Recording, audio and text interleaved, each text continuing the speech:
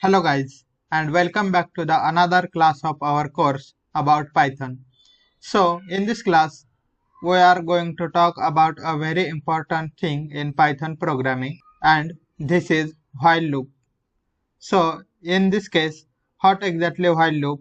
While loop is a if, for example, you want to run a code multiple amount of times. So let's say for example, I want to run a code until a certain outcome have been reached. So let's say for example, I want to reach a certain outcome. I am looking for a certain password, for example.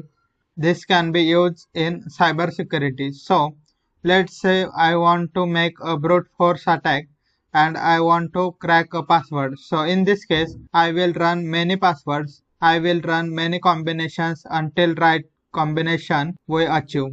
Well, Python have achieved right combination. So this is exactly we are going to learn today. You can use this data analysis. You can use this in many fields. So this is an important function. Once again, it's not hard to understand once you will see what it looks like. So let's start. So the first thing we want to do will be have variables. So in this case, we need to choose at least one variable, and variable name, let's say it going to be variable 1. Alright, let's say variable 1 will be equal to, let's say 25, and we will have another variable which will be variable 2. Variable 2 will be equal to, let's say 2000. Alright, so we run a very simple code. So in this case, we want variable 1 to be greater than variable 2. So how exactly we will write down this? So simply let's say write while, and in this case we write down the certain condition. So let's say variable 1, in this case greater variable 2. So here we go. So until this condition is met, so let me show you what it looks like. Let's say for example we want to print. So we print our variable 1.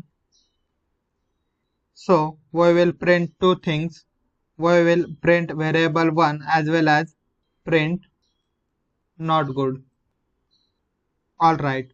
And what exactly make calculations here? In this case, if we only print variable 1, it will not make sense because Python will run only this code and it's not going to change. So if we run our code, as you can see, it doesn't make sense. It will run until infinite. So it will just run this code, but it doesn't make sense because variable 1 will always be smaller than variable 2. So let's say we want to add a calculation. So in this case, variable 1 will be equal to variable 1 plus 5. So what this means? This means simply that we will run our code will have our variable 1. In this case, it's 25 first. So what's going to happen is that Python will run this code.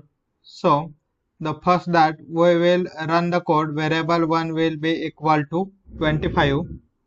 Then he will go print not good.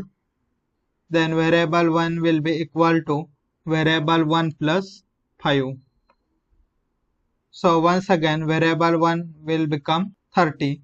In this case variable 1 becomes 30. So once again Python will verify here the condition. Here we have 30 still less than 2000. So we are going to rerun the code, and right now what's going to happen is variable 1 is equal to 30. So variable 1 is to variable 1 plus 5. So it's 35. So just look at the code and you will see what exactly happening here. Let's say we run our app. As you can see, that's exactly what's happening? Each time the code is growing by 5. Each time code is growing by 5.